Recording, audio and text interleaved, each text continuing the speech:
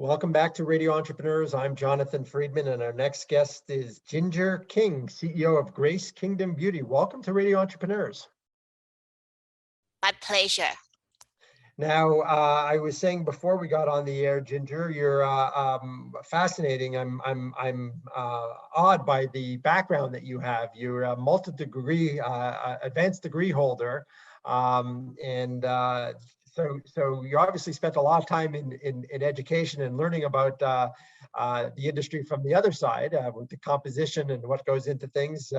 Tell us a little bit about your educational background and how you got into the beauty business.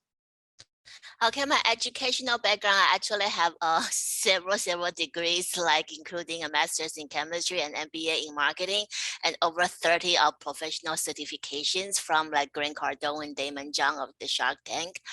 And how I got into beauty was because I'm Asian. It's very important that I have multiple degrees. Academic excellence is looked highly upon.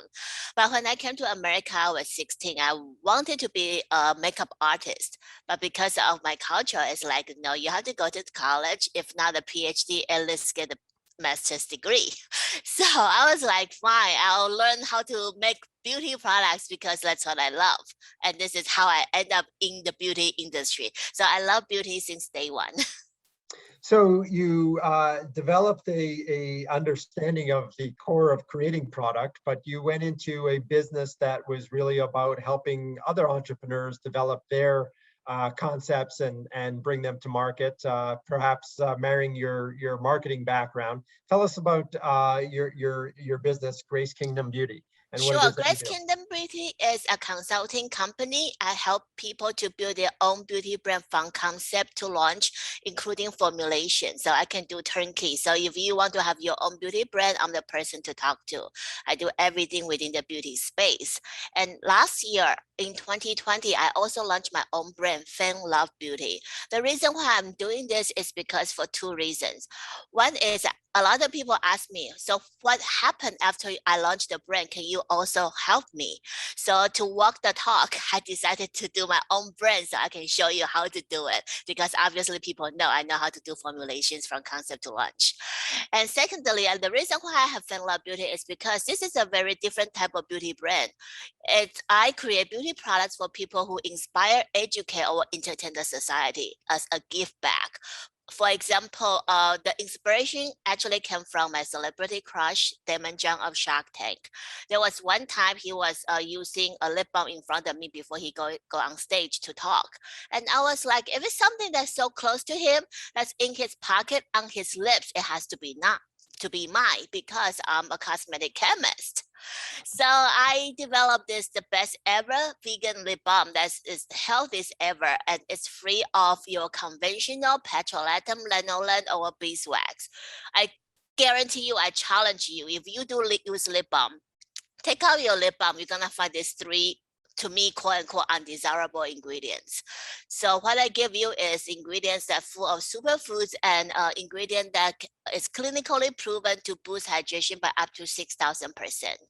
And why I chose lip balm, because lip balm is so critical, no matter if you're a man, woman, or older people or younger people, everybody can use lip balm. Lip balm is the only beauty product that can be ingested. So the choice is critical. And interesting that you say it's the only beauty product that can be ingested, yet most of the products on the market have things that you probably can't pronounce in them. And do you really want to ingest those products? So you've come out with a fully natural, a vegan. So if I'm stuck on a desert island and using my lip balm and I get hungry, I can eat it as well. Correct, it's edible. I don't say that, for legal reasons, but every single ingredient in there, they're edible. So tell us a little bit about let's go back to the consulting piece. You've worked with companies who you've helped them develop their formulation. What is the range of people coming to you? Have they stood in their kitchen cooking up concoctions and applying it to themselves? Or is it sometimes people that have a concept but don't know anything about the chemistry of how to create it?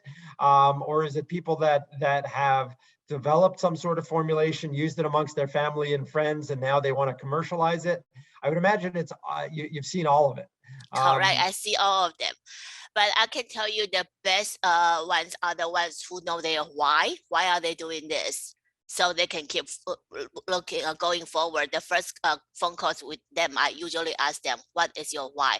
Because if you don't know your why, the first 3 years is going to be very tough. Building a brand is not easy. You need to have the consistency, you have to have the persistence, and have a very strong why in order to do this. And the why is you know, there's a big difference between the why conceptually and the why executionally, because we, at the end of the day, in order to be a business, you have to convince other people as to why you, why your product. And it seems to me it's a like a lot of industry segments, it's a segment that is very crowded today.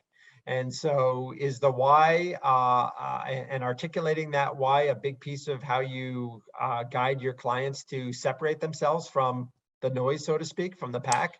Yes, I actually start with branding because branding is the way of differentiate you from the pack. Because let's put my lip balm as an example. A lip balm is a lip balm is a lip balm. But how are you gonna differentiate yours?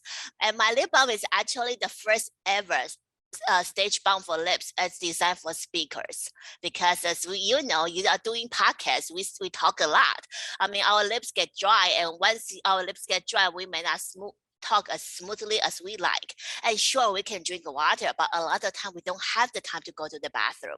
You know, especially if you go on the stage, or even if you're sitting in a conference room in the whole day, it's going to the bathroom, you have to wait in line forever. So what is the easiest way for you to hydrate your lips? It's a lip balm. Now, well, that makes perfect sense. So it's something that people need and can use. And so that's a great example. Now, what are some of the challenges you see companies going from concept to commercialization of their products? Is the beauty industry guided by a lot of regulatory issues, or less so today? Yes, Or there are a lot of regulatory issues, and there are a lot of self-regulation. People are going for clean beauty, vegan beauty. Clean beauty is actually not regulated by the government. It's people taken upon themselves. So I don't advise anybody if you want to be in the beauty business, don't do it DIY, because you don't know what you don't know. You really need to work with a professional since day one. This is gonna help you to save your time, money, and all of your resources. okay, so you guide them through some of the regulatory pieces and a product approval process, etc. Yes, yes, I do everything in the beauty industry. I've been So around for for 25 years in the space. so for our budding entrepreneurs in the beauty industry, what's a realistic time frame from conceptual to execution to selling product in the market? I like to say it's like having a baby. So it's 9 months. And the first trimester is really doing all the concept development, doing prototyping. The second trimester is you doing all the testing, because you need to do stability testing, micro challenge testing, consumer testing. The third trimester is doing pilot scale up and also doing some PR work. So from concept to launch is really 9 months. And of course, if you want to have a preemie, you can. You're taking your own risk.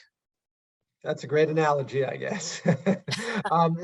So tell us, you know, when a company gets to scale, and you know, scale means different things to different people. But what is the point at which a company is going from, you know, a solo entrepreneur manufacturing product in their, you know, non-commercial environment to time to have some sort of a scale? Is it defined in units? Is it defined in sales volume? Is it defined in, you know, because I guess it's different depending on the product category. But I guess my question is, you know, no different than if you're, you know, come up with a great formulation of brownies. At what point do you decide, okay, I can't do this anymore 24/7 in my home kitchen. I need to be in a commercial environment? Well, actually, I suggest you to be in a commercial environment since day one, because whatever you can produce in the home kitchen may not be able to scale because of the differences in manufacturing. So always begin with an end in mind. And even if you are not going to a retailer today, you need to know what are your prospective retailer you want to go in, because it's affect your price point. So you really need to think all the way through the distribution. Where are you gonna take your brand in 3 to 5 years from now, instead of just step by step? And also when you do it online for e-commerce, it's a good space for testing your concept, because you need to have proof of concept and you can get investors, then it can take you all the way.